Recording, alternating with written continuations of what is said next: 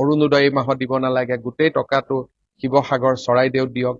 পুঁজিৰ অভাৱ নাথাকিব আৰু আমি যিমান পাৰো চৰকাৰী নিয়ম নীতিৰে আমি সহায় কৰিব পাৰিম। অৰুণোদয় বন্ধৰ দৰে চৰম ৰাস্তা নিশ্চিতভাৱে এতিয়া আমি ল'বলগীয়া হোৱা নাই আৰু তেনেকুৱা কথা আমি এতিয়াই নিশ্চিতভাৱে চিন্তা নকৰো। অহা ৩ আগষ্টৰ পৰা আমি অৰুণোদয় আঁচনি পুনৰ আৰম্ভ কৰিম। সিদিনাখন প্ৰতিখন পঞ্চায়ততে আমি সৰুকৈ এখন সভা অনুষ্ঠিত কৰিম আৰু অৰুণোদয় আঁচনিৰ প্ৰথমটো কিস্তি নতুন চৰকাৰৰ আমি প্ৰদান কৰিম। ঠিক তেনেকৈ ৬ আৰু ৭ আগষ্ট তাৰিখে ইতিমধ্যে আমাৰ কলেজসমূহত নামভৰ্তিৰ প্ৰক্ৰিয়া সম্পূৰ্ণ হৈছে। আমি কলেজসমূহত ৬ আৰু ৭ তাৰিখে নিযুত মইনা আৰু নিযুত বাবু আঁচনিৰ প্ৰপত্ৰ বিতৰণ কৰিম। এই প্ৰপত্ৰসমূহ আমাৰ ছাত্ৰ ছাত্ৰীসকলে ভাগিনসকলে পূৰণ কৰিব আৰু প্ৰপত্ৰসমূহ আমাক নিৰ্ধাৰিত সময়ত উভতাই দিব, যাতে আমি ছেপ্টেম্বৰ মাহৰ পৰা নিযুত মইনা আৰু নিযুত বাবু আঁচনি ৰাইজক বিশেষকৈ আমাৰ ভাগিনসকলক আমি নিয়মিতভাৱে যাতে দিয়াৰ প্ৰক্ৰিয়া আমি আৰম্ভ কৰিব পাৰো। ইয়াৰ লগতে আগষ্ট মাহৰ পৰাই আমি কম মূল্যত যি চাউলৰ লগত চেনি বা দালি যোগান ধৰিছিলো, সেই যোগানৰ প্ৰক্ৰিয়াও আমি আগষ্ট মাহত আৰম্ভ কৰিম। ঠিক তেনেকৈ স্নাতক ডিগ্ৰী পাছ কৰাৰ পিছত এবছৰৰ বাবে আমি যি জীৱন প্ৰেৰণা আঁচনি দিয়াৰ আমি প্ৰস্তাৱ কৰিছিলো, দুমাহমান ছাত্ৰ ছাত্ৰীসকলে পাইছিলে, বাজেট নোহোৱাৰ কাৰণে বন্ধ হৈ আছিল। এই জীৱন প্ৰেৰণাও আমি পুনৰ ছেপ্টেম্বৰ মাহৰ পৰা দিয়া আৰম্ভ কৰিম। হাতত লোৱা আঁচনি কেইটামানৰ বিষয়ে মই আপোনালোকক ক'ব খুজিছো। ঠিক আঁচনি নহয়, আমি চিন্তা কৰা কেইটামান নতুন নতুন চিন্তা। বিশেষকৈ আপোনালোকে দেখিব গুৱাহাটী মহানগৰীত আমাৰ কেইবাখনো ফ্লাইঅভাৰ আমি নিৰ্মাণ কৰিছিলো। এতিয়া এই ফ্লাইঅভাৰ সমূহত আমি হেঙিং গাৰ্ডেন একোখন আমি নিৰ্মাণ কৰিব খুজিছো। আৰু কোনোবাই মোক ক'ব যে গুৱাহাটীত কিয়, যোৰহাটতো কৰিব লাগে, ডিব্ৰুগড়তো কৰিব লাগে। স্বাভাৱিকভাৱে গুৱাহাটীৰ 2খন বা 3খন ফ্লাইঅভাৰত হেঙিং গাৰ্ডেন কৰাৰ পিছত ৰাইজে যদি আমাক ভাল পোৱা বুলি কয়, তেতিয়াহ'লে তাক আমি বিভিন্ন স্থানলৈ বা আন আন নগৰসমূহলৈকেও আমি নিশ্চিতভাৱে তাক এক্সপাণ্ড কৰিম। অসমত ইতিমধ্যে অকণমানকৈ বানপানীৰো এটা পৰিৱেশ আৰম্ভ হৈছে।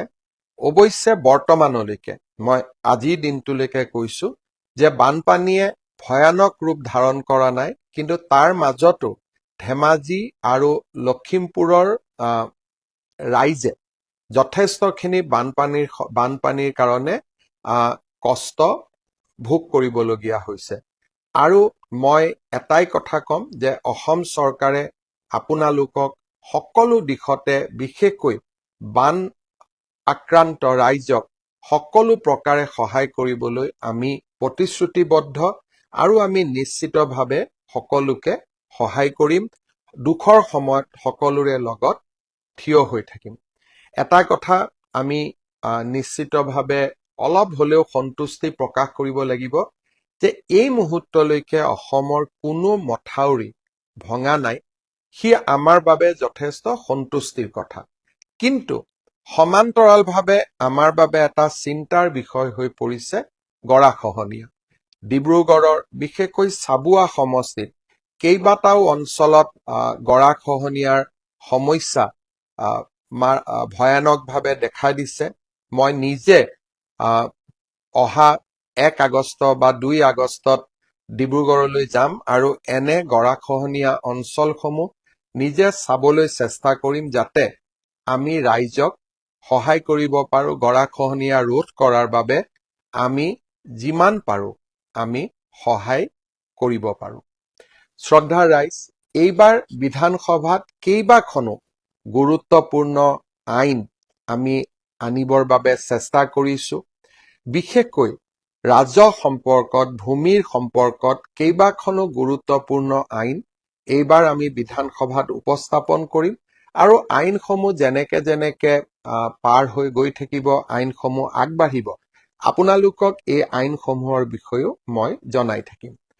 বহুদিন আগতে মই আপোনালোকক কৈছিলো যে কামাখ্যা মন্দিৰত আমি কাশী যি আমাৰ ধাম আছে বা আমাৰ কাশীৰ বিশ্বনাথ মন্দিৰ আছে, তাত যেনেকে প্ৰধানমন্ত্ৰী নৰেন্দ্ৰ মোদী ডাঙৰীয়াই এটা সুন্দৰ কৰিডৰ নিৰ্মাণ কৰিছে আৰু তাত এতিয়া তীৰ্থযাত্ৰীসকলে খুব ধুনীয়াকৈ যাব পাৰে, তাৰ আৰ্হিত আমি কামাখ্যা মন্দিৰতো এটা কৰিডৰ নিৰ্মাণ কৰিম। 2024 চনতে প্ৰধানমন্ত্ৰী ডাঙৰীয়াই এই কামাখ্যা কৰিডৰৰ আধাৰশিলা স্থাপন কৰিছিলে।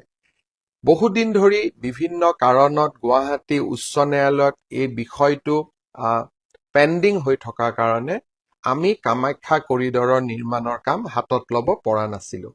আজিৰে পৰা কামাখ্যা কৰিডৰৰ নিৰ্মাণ কাৰ্যও আগবাঢ়িছে আৰু আমাৰ প্ৰায় 500 কোটি টকা ব্যয়েৰে নিৰ্মাণ হ'বলগীয়া এই কামাখ্যা কৰিডৰ অসমৰ পৰ্যটনৰ দৃষ্টিভংগীৰ পৰা আৰু এক ডাঙৰ সংযোজন হ'ব।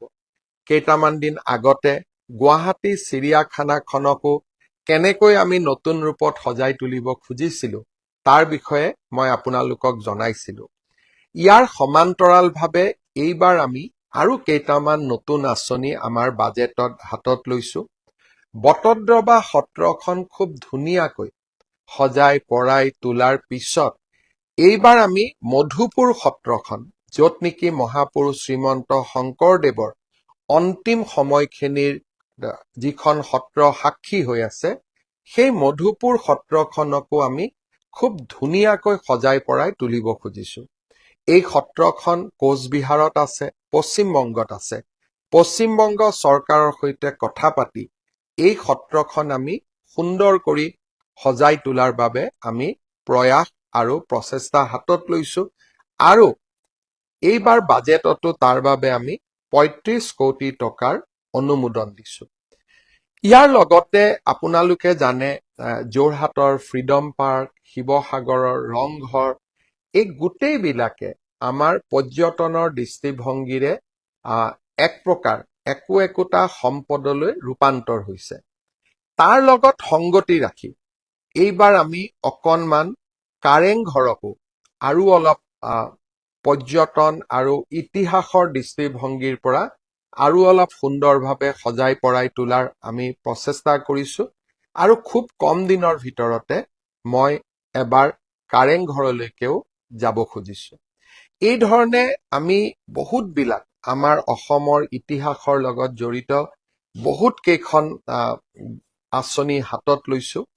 আপোনালোকে জানে যে কেইদিনমান আগতে ধুৰন্ধৰ বুলি এখন চিনেমা ওলাইছিলে। চিনেমাখন বহুত হিট হৈছিলে। মই চিনেমাৰ প্ৰসংগত আৰু এটা দুটা কম। এই চিনেমাখনৰ ডাইৰেক্টৰ আছিলে আদিত্য ধৰ। তেখেত আজিৰ দিনত সমসাময়িক ফিল্ম প্ৰডাকশ্যনত তেওঁ যথেষ্ট নাম কৰিছে। কেইটামান দিন আগতে মই তেওঁৰ লগত টেলিফোনত কথা পাতিছিলো যে আমি লাচিত বৰফুকনৰ ওপৰত এনেকুৱা সুন্দৰ বোলছবি এখন হিন্দী ভাষাত গোটেই ভাৰতবাসীয়ে চাব পৰা লাচিত বৰফুকনৰ এখন ওপৰত আমি এখন সুন্দৰ বোলছবি নিৰ্মাণ কৰিব নোৱাৰো নেকি, যিখন নেকি এনেকুৱা ধৰণৰ হয় যাক আমি এখন ব্লক ব্লাষ্টাৰ ফিল্ম বুলি কওঁ, তেনেকুৱা ফিল্ম এখন আমি বনাব নোৱাৰো নেকি। আদিত্য ধৰ ডাঙৰীয়াই মোক কৈছিলে যে তেওঁ মোক আগষ্ট মাহত লগ পাব আৰু লাচিত বৰফুকন চিনেমাখনৰ বিষয়ে তেওঁ মোৰ লগত কথা পাতিব। মই ভাবো যে তেখেতেই হওক বা আন কোনোবা ডিৰেক্টৰক সন্মুখত ৰাখি আমাৰ চৰকাৰে যদি এখন লাচিত বৰফুকনৰ সুন্দৰ চিনেমা প্ৰডিউচ কৰিব পাৰে আৰু লাচিত বৰফুকনক আমি যদি ভাৰতবৰ্ষৰ চুকে কোণে, বিশ্বৰ চুকে কোণে লৈ যাব পাৰো, ইও আমাৰ চৰকাৰৰ এক বিশেষ সফলতা হ'ব। মই আৰু দুটা কথা খুব সোনকালে আপোনালোকক ক'ব খুজিছো। মই বহুত বেছি সময় ল'ব খোজা নাই। ভূমি সমস্যা আমাৰ ৰাইজৰ এটা বহুত ডাঙৰ সমস্যা। বসুন্ধৰা 1, 2, 3 জৰিয়তে আমি ৰাইজৰ ভূমিৰ সমস্যাসমূহ সমাধানৰ চেষ্টা কৰিছিলো আৰু প্ৰায় 10 লাখতকৈও অধিক পৰিয়াল মিছন বসুন্ধৰাৰ পৰা উপকৃত হৈছিলে। কিন্তু ইমানবিলাক পৰিয়াল উপকৃত হোৱাৰ পিছতো ভূমিৰ সমস্যা এতিয়াও শেষ হৈ যোৱা নাই। কাৰণ ভূমিৰ শ্ৰেণী, কোনোবাটো দেৱোত্তৰ মাটি, কোনোবাটো ভিজিয়াৰ মাটি, কোনোবাটো ফৰেষ্ট মাটি, কোনোবাটো আন ধৰণৰ শ্ৰেণী জলাতক মাটি, যিবিলাকত প্ৰচলিত আইনৰ আধাৰত ভূমিৰ আবলটন দিয়াটো অত্যন্ত কষ্ট আছিলে। এতিয়া আমি 25 ডিচেম্বৰৰ পৰা বসুন্ধৰা 4 আৰম্ভ কৰিম। এই কেইটা দিনত আমাৰ যিসকলে বিভিন্ন ধৰণৰ ভূমিৰ সমস্যা ভোগ কৰি আছে, যাৰ কাৰণে বাৰে বাৰে তেওঁলোকে চেষ্টা কৰাৰ পিছতো বসুন্ধৰাৰ পৰা উপকৃত হ'ব পৰা নাই বিভিন্ন কাৰণত, মই আপোনালোকক অনুৰোধ কৰিম এই সমস্যাসমূহ আপোনালোকে যেন চৰকাৰক অৱগত কৰে। আমি চৰকাৰে এটা বসুন্ধৰাৰ সম্পৰ্কত পৰামৰ্শ ল'বলৈ এটা পৰ্টেলৰ সৃষ্টি কৰিম। সেই পৰ্টেলত আপোনালোকে মাটিৰ ক্ষেত্ৰত ভোগ কৰি থকা বিভিন্ন সমস্যাৰ কথা উল্লেখ কৰিব পাৰিব আৰু এইবাৰ আমি সমস্যাসমূহ সমাধানৰ উত্তৰ দি মিছন বসুন্ধৰা 4 আমি সজাই তুলিব খুজিছো। মই এটা সৰু উদাহৰণ দিছো। তিনিচুকীয়া জিলাত মৰাণ লোকসকলে বহু দিনৰ পৰা ফৰেষ্টত বাস কৰি আছে। কিন্তু তেওঁলোকে যেতিয়া ফৰেষ্ট বা বনভূমিৰ অধিকাৰ বিচাৰে, তেতিয়া আমি